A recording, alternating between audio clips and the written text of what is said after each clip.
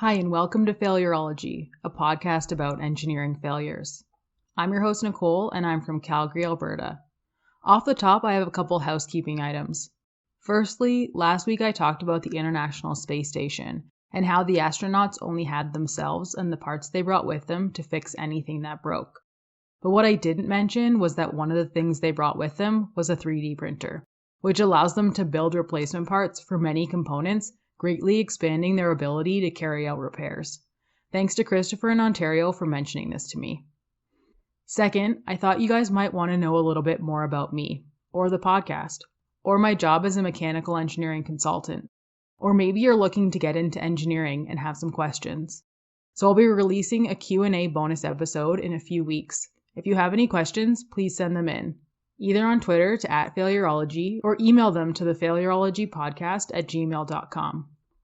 This week's engineering failure is the Titanic.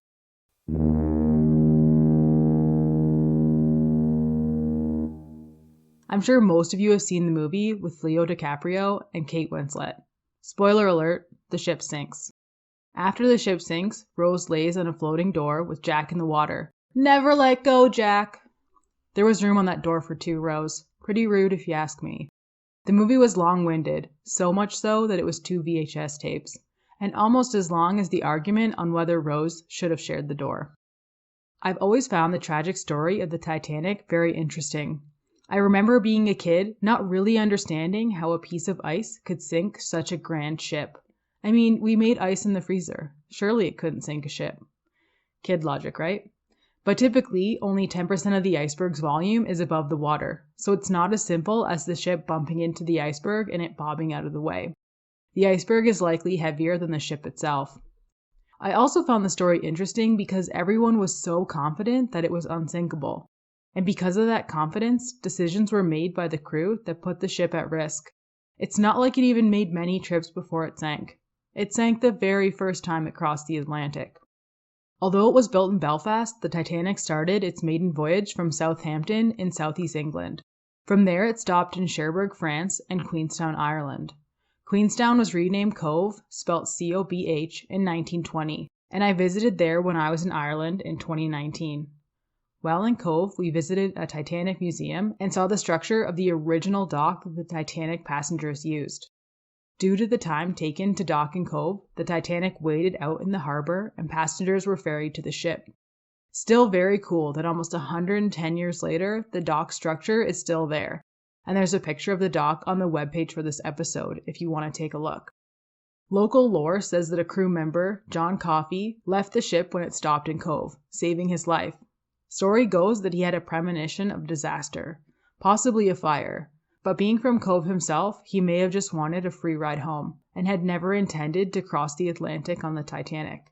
Looking back, Cove was my favorite spot we visited in Ireland, and the Titanic factor was a big part of that. The town of Cove is built into the side of a hill. There are brightly colored row houses referred to as the deck of card houses, and there's a giant cathedral at the top of the hill. The town is also accessible by Irish Rail, which was fun to travel on. For a town with only 13,000 people, Cove has a lot of really cool things to check out, including Spike Island, which is an Irish island prison similar to Alcatraz. Don't worry, it's not a prison anymore, just a museum. I've actually toured several old prisons. They're a fascinating insight into society. Winston Churchill said that the mood and temper of the public in regard to the treatment of crime and criminals is one of the most unfailing tests of the civilization of any country. But this episode isn't about Cove or prisons. Sorry for the tangent. Because I learned about the Titanic when I was so young, I hadn't looked at it as an engineering failure until I started this episode. Researching for these episodes has given me a new perspective on how and why failures happen. On today's episode, I'm going to do an overview of the ship and its disastrous end, but with an emphasis on the ship's design and issues that made it susceptible to sinking. The Titanic is coming at you soon, but first, the news.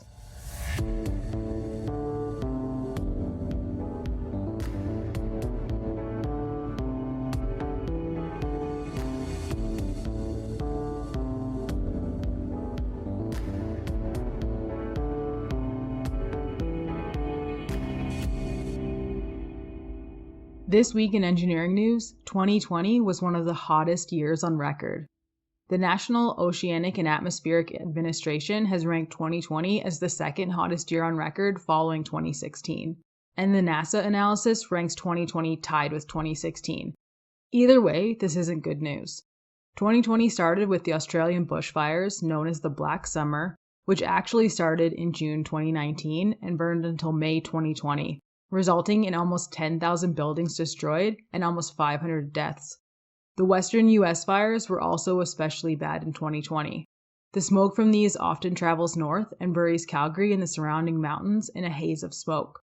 Millions of hectares of land burned around the world in 2020, and that's just the fires. In addition, 2020 saw over 100 named tropical cyclone systems. There were so many tropical storms that the National Weather Service used their entire naming list and had to carry over to the Greek alphabet to continue naming the storms. The 2020 global sea surface temperature was 0.76 degrees Celsius higher than the 20th century average. Record high sea surface temperatures were observed across parts of the Atlantic, Indian, and Pacific Oceans, and the Northern Hemisphere saw the fourth smallest annual snow cover since 1967. The world's 7 warmest years have all occurred since 2014. 10 of the warmest years have occurred since 2005. And 2020 is the 44th consecutive year with global land and sea temperatures above the 20th century average. This news article is perhaps more science-based than specifically engineering, but engineering is an integral component to improving our current climate crisis. From designing new systems and techniques, improving those designs to make them more compact and affordable, helping clients make more energy-conscious decisions, either by showing them possible operational savings, marketing benefits, or government incentives. Even selecting low-flow plumbing fixtures are some of the ways engineers can make a difference. Global warming is real, my friends, and slowing it down starts with us. And by holding our governments and corporations accountable, we can start to see real change. Maybe in addition to slowing down climate change, we can start to reverse some of its effects. All is not lost yet. We can do this. There are several articles on 2020 being one of the hottest years on record, but to read the one I enjoyed, check out the episode page, link in show notes.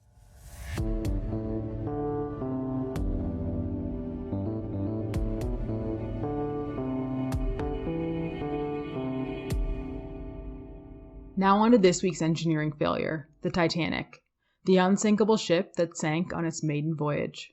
She struck an iceberg at 11:40 p.m. on April 14, 1912, and sank 2 hours and 40 minutes later, about 600 kilometers southeast of Newfoundland, with over 1,500 souls still on board. There were only 705 survivors. This story is unbelievably tragic and completely preventable. And while it shouldn't have happened, there is a silver lining or two, but I'll get to that a bit later. A White Star Line Olympic-class ocean liner with 11 decks, the ship was 269 meters long, 28 meters wide, and 53 meters tall from the keel to the top of the funnels. At the time, the Titanic was the largest moving object ever built, displacing 52,000 tons. Even though it was the largest ship at the time, it would be dwarfed by today's modern cruise ships. It had a first-class dining salon, swimming pool, and 4 elevators. I know it was 1912, but only 4? Could you imagine the wait for those things? Second class on the Titanic was so nice it was comparable to first class on other ships. The ship had 24 double-ended boilers, which are 2 boilers back to back, allowing the back walls to be removed to conserve some weight, as well as 5 single-ended boilers. They served 2 steam engines for each of the wing propellers, as well as a low-pressure turbine for the center propeller. The steam engines were 20 meters, weighing 720 tons each. The power plant was capable of producing more power than a typical city power station at the time. The ship had a cruising speed of 21 knots, or 39 kilometers per hour, and a max speed of 23 knots, or 43 kilometers per hour. The Titanic took over 26 months to build. Completion was delayed due to last-minute owner changes to provide additional shelter to first-class passengers. Had it finished earlier, it might have missed the iceberg. During construction of the Titanic, 246 injuries were recorded, including severed arms or crushed legs from falling pieces of steel. 9 people died during the construction. The ship's structure is made up of 2,000 hull plates, each 2 meters by 9 meters, weighing 2.5 to 3 tons. Since welding was in its infancy in the early 1900s, the hull plates were held together using over 3 million rivets, weighing 1,200 tons themselves. They were installed by hydraulic machines or hammered in by hand. The center anchor weighed 15 tons and was 5.5 meters long.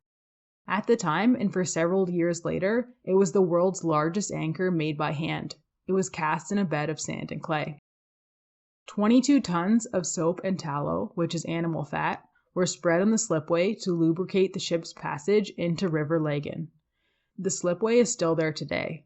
The shipyard in Belfast has been turned into a museum. As I mentioned earlier, the ship started its voyage in Southampton, England, and made 2 stops before heading across the Atlantic to New York. There were 2,225 people on board, just over 1,300 passengers, 324 in first class, 284 in second class, 709 in third class, and there were 908 crew. The Titanic could carry almost 2,500 passengers, but considering the lack of lifeboats, it's a good thing it was under capacity for this trip. Speaking of lifeboats, there were only 20 on board, which were enough for just over 1,100 people, about half of the people on board, but I'm going to circle back to the lifeboats shortly. In the 2 hours before the iceberg collision, 2 nearby ships sent messages to the Titanic to warn of ice fields, but the messages were never delivered to the bridge, and Captain Edward Smith maintained 22 knots full steam ahead. In addition, the ocean was unusually calm that night, making little water breaking at an iceberg's base harder to see. And of course, the crow's nest binoculars were missing. By the time the iceberg was spotted, they were only about 400 meters away. The bridge ordered the ship to turn to port or left, but it was too close to avoid collision. Many experts believe that the Titanic would have survived if it had hit the iceberg head-on, as it would have likely only damaged the 2 forward compartments. The ship was designed to remain afloat with up to 4 compartments flooded. At 12:20 a.m., about 40 minutes after the collision with the iceberg, a distress signal reached the Carpathia, and it headed immediately for the Titanic, but was 3 hours away and didn't make it in time to save everyone. There were other ships in the area, but they either couldn't be reached, or in the case of the Californian, their wireless was turned off for the night. The Californian was only about 37 kilometers away from the Titanic, close enough to see it, but they claimed they thought it was too small to actually be the Titanic. History might have been different if the Californian had realized they were looking at the sinking Titanic and were able to save more passengers. The Californian and its captain, Stanley Lord, were heavily ridiculed for not assisting in the rescue. Lord became a bit of a scapegoat for the Titanic disaster. The Titanic's hull was divided into 16 large watertight compartments. After the ship sideswiped the iceberg, almost 100 meters of the hull was damaged from 6 slits below the waterline. The openings impacted 6 of the compartments on the starboard side. As soon as the damage was realized, the compartments were sealed. But there was a huge oversight in the design of the compartments. The walls separating them were not full height and were only watertight horizontally. In fact, the compartment walls were only a meter or 2 above the waterline. The designers of the ship had only guaranteed that it would remain horizontal if 4 of the 16 compartments were compromised.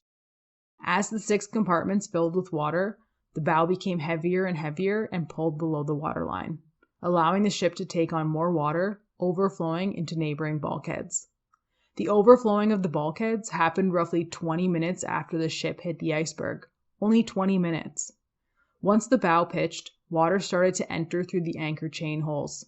The bow became so heavy that the stern of the ship lifted out of the water and the ship was almost at 45 degrees. Eventually, the weight of the bow ripped the ship in half, and the bow sank to the bottom in roughly 6 minutes. The stern sank shortly after.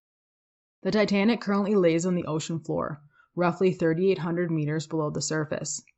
National Geographic and James Cameron's team made a really good computer-generated video of how the Titanic sank if you want to check it out.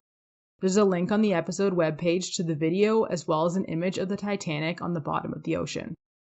Several experts who have studied the disaster have concluded that the bulkheads not only contributed to the sinking of the ship, but they made it sink faster because it weighed down the bow and the ship no longer remained horizontal, causing it to take on more and more water. This took away precious time for other ships to reach the Titanic and assist in the rescue. Some estimates are that the ship could have remained afloat for another 6 hours. If that had happened, the Carpathia would have reached it in time to rescue most, if not all, of the people on board.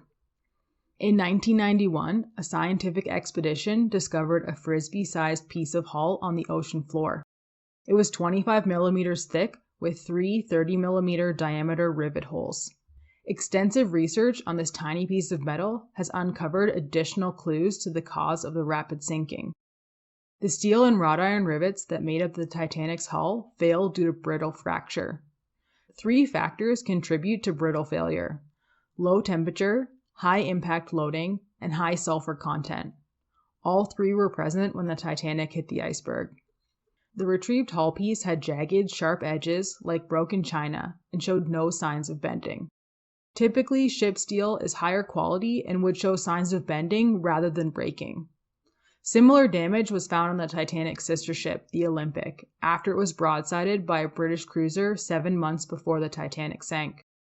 Scientists also did what is called a Sharpie test on a piece of steel from the Titanic, using a piece of modern high-quality steel as a control. The test strikes the metal sample, held against a steel backing, with a 30-kilogram pendulum on a 75-centimeter long arm. Prior to the test, both samples were placed in a bath of alcohol at -1 degree Celsius to simulate the actual conditions at the time the Titanic sank. When the control sample was struck, the pendulum stopped with a thud and the sample bent into a V shape. When the Titanic sample was struck, the pendulum barely slowed and the sample broke into 2 pieces with jagged edges. There's a picture of the samples on the episode webpage if you want to check them out. Microstructural analysis also confirmed brittle fracture of the steel. The test showed the Titanic steel contained high levels of oxygen and sulfur, implying a semi-kilned low-carbon steel. High oxygen content indicates an increase in ductile to brittle transition temperature, which in the case of the Titanic steel was 25 to 35 degrees Celsius. Modern steel would typically need to be at -60 degrees Celsius before it transitioned to brittle. The high sulfur content also contributed to the brittleness of the steel. The sulfur combines with the magnesium in the steel to form strings of magnesium sulfide, acting as highways for cracks to spread. Early 1900s ships had high sulfur content, but the Titanic's sulfur content was even high for the times. And then there were the rivets that held the hull plates together. Similar to the steel, the rivets also failed due to brittle fracture. As the iceberg swiped the side of the ship, the rivets sheared off in areas of impact, opening up seams in the ship's hull. As water flooded into the ship, this placed additional stress on the already brittle and strained rivets and began to elongate or shear them, opening up additional seams, allowing more water into the ship. The ship was only as strong as its weakest parts. Following the sinking of the Titanic, White Star Line made some design changes to their ships. They wrapped the double-wall ship bottoms, made by taking 2 plates of steel and spacing them 1.5 meters apart, up the sides of the hull. This would prevent damage to the watertight compartments in the event of a minor collision. They also raised the walls separating the watertight compartments, preventing water from spilling over into neighboring compartments. As I mentioned earlier, there were only 20 lifeboats on board, enough for just over 1,100 people. There was room on the deck for twice as many. The original designer had allowed for 2 rows of lifeboats, but the second row was removed shortly before the voyage to make the deck more aesthetically pleasing. Even though the ship only had enough lifeboats for half the occupants, it actually exceeded the outdated British Board of Trade regulations in place at the time by 10%. In addition, the crew, unaware that the davit arms used to lower the lifeboats had been tested in Belfast, thought a full lifeboat would be too heavy for the davit arms to lower it safely into the water. The lifeboat drill scheduled for earlier that day had also been cancelled. As a result, most lifeboats left under capacity. Specifically, Lifeboat 7, which had capacity for 65 people, left with only 27. In the end, only 705 people were rescued by lifeboat. Those in lifeboats, afraid of being swamped by passengers in the water, delayed in returning to pick up survivors, causing many to die of exposure rather than drowning. The majority of the fatalities were crew and third-class passengers. Due to the captain's failure to sound a general alarm, many third-class passengers failed to realize the situation until it was too late. or it simply took too long to navigate from lower levels to the top deck before most of the lifeboats were launched. Yes, you heard that right. The captain did not sound a general alarm. Not just a delay in the alarm, he didn't do it at all. Ship safety has since been corrected with the creation of the SOLAS Treaty, SOLAS being an acronym for Safety of Life at Sea. The first version, passed in 1914, required adequate lifeboats for every person on board, that lifeboat drills be carried out for every voyage, and that ships maintain a 24-hour radio watch. The current version is SOLAS 1974 with later amendments. It covers construction, fire protection, life safety appliances, radio communications, navigation, cargo compliance, safety measures, including in polar waters, and verification of compliance. With respect to the watertight compartments, they outline requirements for quantity and spacing, integrity and bilge pumping arrangements, with the highest requirements for passenger ships. Around the same time as the first SOLAS treaty was formed, the International Ice Patrol Organization was established to monitor and break up icebergs in the Atlantic and Arctic Oceans and provide iceberg warnings to the maritime community. Today, the Ice Patrol has expanded to include contributions from 17 countries. While it started out with a fleet of ships to navigate the ice fields and warn nearby watercraft, now they use search and rescue aircraft. The Titanic was seen underwater for the first time on September 1, 1985. Using a submersible sled with a remote control camera that relayed an image to a monitor. The bow was recognizable, but the stern was severely damaged. It's believed that the stern imploded as it sank due to water pressure in that section, which still had air inside. So there you have it, the tragic sinking of the Titanic. It was equal parts design issues, material flaws, and overconfidence that caused the grandest ship of its time to sink on its maiden voyage. Now, 1912 was a long time ago, and we've learned a lot since then. I don't know exactly how much of the design and material issues were negligence or just unknowns at the time. But one thing's for sure, we certainly have made a lot of improvements about safety at sea since then. Does that mean accidents don't happen? Of course not. For one thing, the sea isn't always our friend, and sometimes even the best laid plans can go awry. But we also tend to become complacent as time goes on. And that's part of why I chose this failure. Even though it's over 100 years ago, the tragedy of the Titanic still shapes marine engineering to this day. And it's important we don't lose sight of what we've learned. 1,500 people did not die in vain. There was an article a couple years ago about a project to build a Titanic replica and follow the route from Southampton to New York, except with adequate lifeboats, modern navigation, and radar equipment. I think this is a weird and crazy and fantastic project. I would definitely be interested in touring the ship at the dock, but would I take the voyage across the Atlantic? I don't know. What are the odds it would sink twice? What would you do? Would you take the risk? Check out the podcast page, link in show notes, for photos and sources from this week's episode. If you're enjoying what you're hearing, please rate, review, and subscribe to Failurology so more people can find it. And if you want to chat with me, or send me questions for the Q&A bonus episode, my Twitter handle is @Failurology, or you can email me at thefailurologypodcast@gmail.com. Thanks everyone for listening, and tune in next week to hear about the Flint water crisis, the story of a struggling Michigan city with contaminated drinking water. But more on that next week. Bye everyone. Talk soon.